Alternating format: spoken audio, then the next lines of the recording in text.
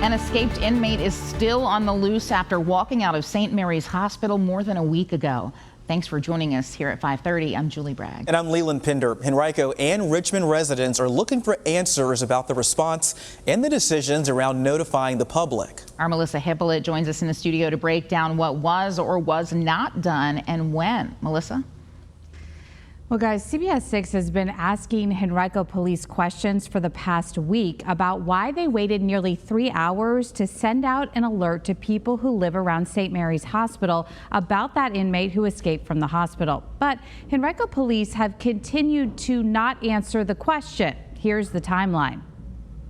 Henrico Police say they learned about the escaped inmate at 5:47 a.m. on Saturday the 12th, but they didn't request a reverse 911 alert be sent to neighbors until 8:10 a.m. The alert actually went out at 8:37 a.m. It did not include a picture of the inmate or the detail that he was an inmate receiving medical treatment at the hospital. People who live in the area told us they were concerned that the alert went out nearly 3 hours after the escape and that it didn't include many details. I would really like to understand, I guess, from the county and the city's perspective, what the protocol is moving forward, or, how they're reevaluating that after the situation and, where something could have gone very, very wrong. On Friday, Henrico Police took to social media to release a statement to the community attempting to address their concerns. In the statement, the police said they recognized everyone's concerns, but still did not directly explain why they opted to wait to send out an alert.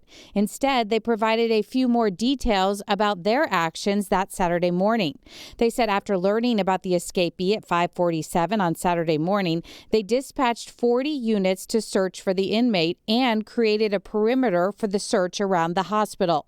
In their statement, police said they requested an alert at 8:10 because there was reason to believe the inmate may still be in a nearby neighborhood. We've reached out to Patricia O'Bannon and Dan Schmidt, who represent Henrico residents that live around St. Mary's on the Board of Supervisors, as well as the board chair Frank Thornton and vice chair Tyrone Nelson, to get their responses to community concerns, but we haven't heard back.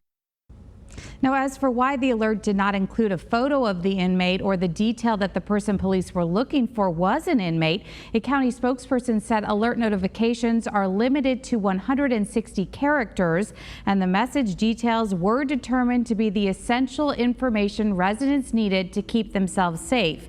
He added that the county did not have a picture of the inmate at that time. I'm Melissa Hippolyte for CBS 6.